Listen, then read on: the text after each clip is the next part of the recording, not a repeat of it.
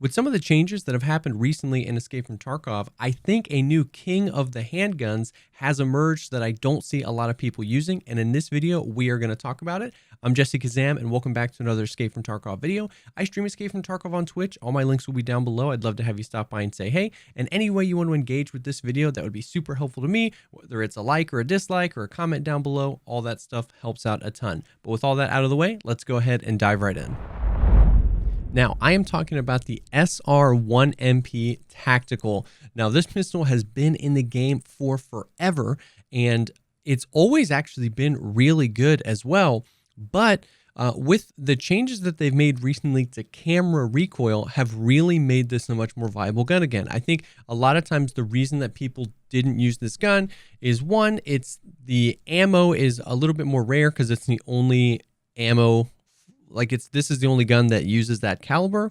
But the major thing was that with that camera recoil, the SR1MP, or the shrimp that a lot of people call it, was really hard to control. It just felt like it was a lot of bump when you would shoot, and it was really hard to get back on target. And if you're wanting to put a lot of shots down really, really quickly, it just wasn't something that you can reliably do. If you're one tapping or something like that, it was great, but you couldn't really spam click it. And then when the introduction of the 5.7 happened a few wipes ago, the 5.7 round is really strong. It's a really modular pistol, and it's relatively affordable. So everybody has basically just flocked to the 5.7 being kind of the king of the pistols. But like we said before, some changes were made to the camera recoil system recently, and it was basically removed for guns like pistols, SMGs, and some ARs, making this much more viable again. So as per usual, we're going to go through and break down, and especially compared to the 5.7, where you can see that this not only might be a better pistol, but also a better value. So we'll start with where you can purchase them, and you can purchase the SR1MP or the shrimp from Propor. And you can, it's, I believe, level 3. Let's go here, level 3. Yeah, so you can barter for it at level 2. You can purchase it at level 3. And it's 22,000 rubles, which really isn't that bad. And the barter is a blue gunpowder. Blue gunpowders you can craft really easily in the hideout with like 70 PS rounds or something like that. Blue gunpowders are the cheapest of the gunpowder on the flea market if you just wanted to buy it, like 16K or something like that. And you can even find this gun a little bit cheaper on the flea market. Now, I always like to include the flea market price, but if the market for these surges on the flea market, know that the value even from the trader is actually really good. 22,000 rubles for this pistol is a pretty good deal. Now, we compare that to the 5.7, which you can purchase from Peacekeeper, and it's 265 USD, and 265 USD, if we like converted that to rubles, is 33,000 rubles. So the 5.7 just stock is a little bit more expensive, and the barter has been changed from a GP coin to a MGT, the military gyroscope. So we can check on what those are going right now. These were definitely a little bit more expensive. 37. So it's even more, the barter is more expensive, whereas on the shrimp, the barter is less expensive. You can purchase, I think, three shrimps and then barter for 2. So that's 5 per reset, all at the trader prices, right? So we're not talking about the fluctuation of the flea market, all from trader prices. You can do that. So the value of the gun itself is pretty compelling compared to the 5.7, especially. We can look at things like it's relatively modular, not as modular as the 5.7. You can suppress it as well. So the real difference here is on the 5.7, you can actually put an optic kind of back here where it just feels like it makes more sense. It's easier to acquire target with, and you can suppress and throw the flashlight. You can put an optic on a SR1MP, but what you have to use is this different quad rail mount. Then you can put the thread adapter, then you can put the suppressor on. So you can do the same thing. You can put an optic, you can put a flashlight, and you can suppress it. But in my experience and in my opinion, the height of reward is a little bit higher. It's just a little jankier. It's a little bit farther forward on the gun. So that is one of the downfalls if you like to put red dots on. Your pistols, it's a little bit of a different experience. My thing though is that if you're using these as a like a sidearm, or if you're just comfortable at all with iron sights, you can basically get the same kind of deal going on here. You can suppress the SR1MP all in for the thread adapter, the mount, and the suppressor. It's about 44,000 rubles to suppress it, and that's from trader prices, but you can actually get these for cheaper. It's 20,000 from 20 to 25,000 on the flea market, and where's Propors? He sells his for 38,000. So you can almost get these for half price on the flea market. So 44K to suppress it on the top end. The 5.7 is about 46,000 to suppress between the threaded barrel and the suppressor. But same thing, you can get these for less, 22,000. And I think Peacekeeper sells them for USD, but 362, which is about 40,000 rubles. So same thing, you can kind of get these for about half the price, but I always like to include the price from the traders just in case. So a little bit cheaper to suppress this. The gun is a little bit cheaper. It's almost just as modular.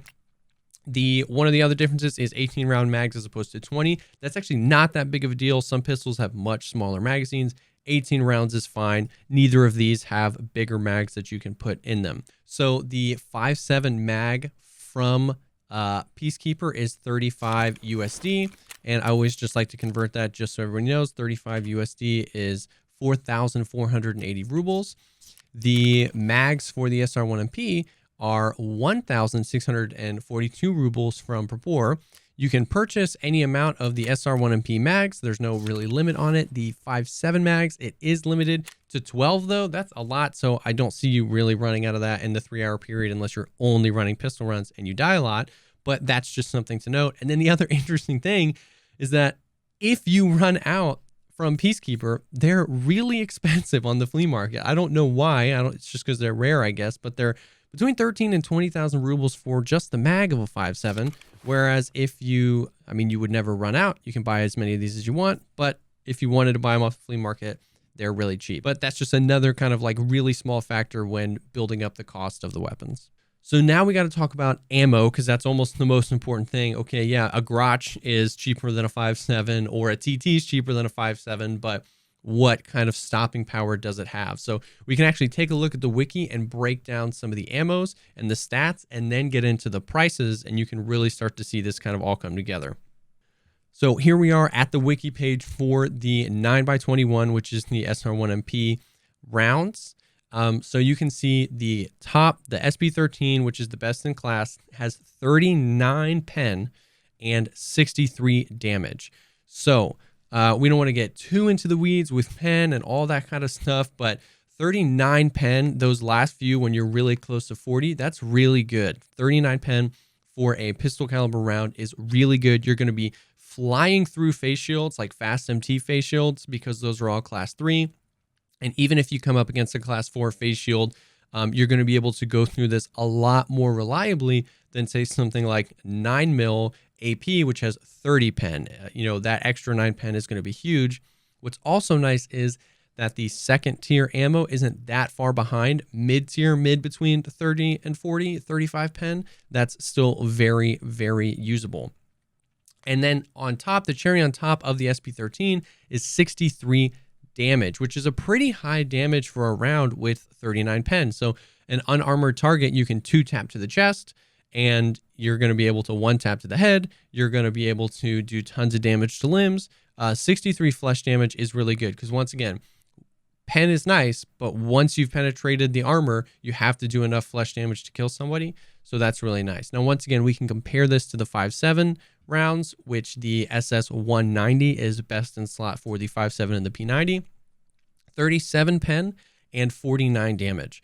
So 2 less pen and 14 less damage than the SB13 for the shrimp. So it's the 193 is kind of in the same vein. It's got 35 pen, just like the SP10, with a little bit more damage. So the second tier one or SB193 is pretty good.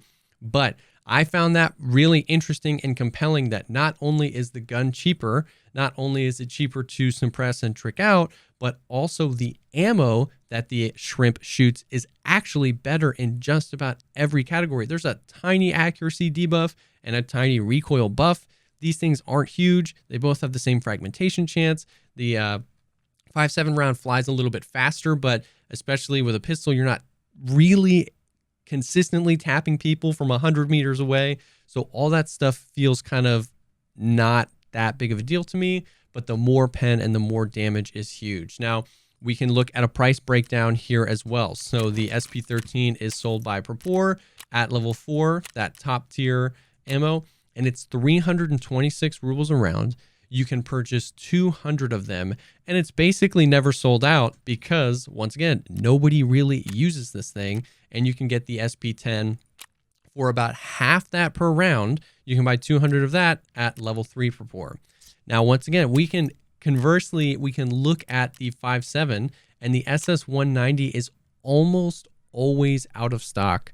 It's one of those rounds that has just been eaten up a lot lately. Right now, I can actually buy it. It's 4 USD a round, and we can actually take a look at, it's actually not quite 4 USD a round. It's 3.29 USD a round when you factor out 100.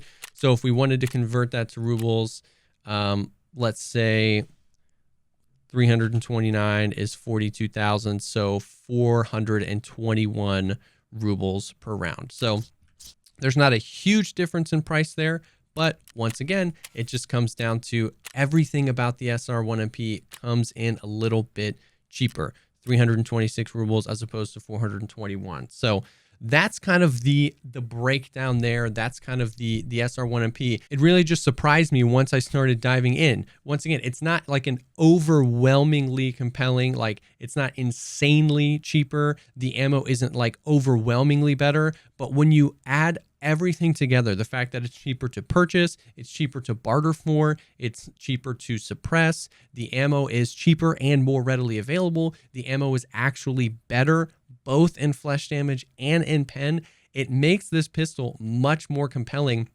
for really everything. If you're going on a budget, like the king pistol has been the 5.7. I've seen a ton of really low gear or naked people running budget pistol runs with suppressed 5.7s.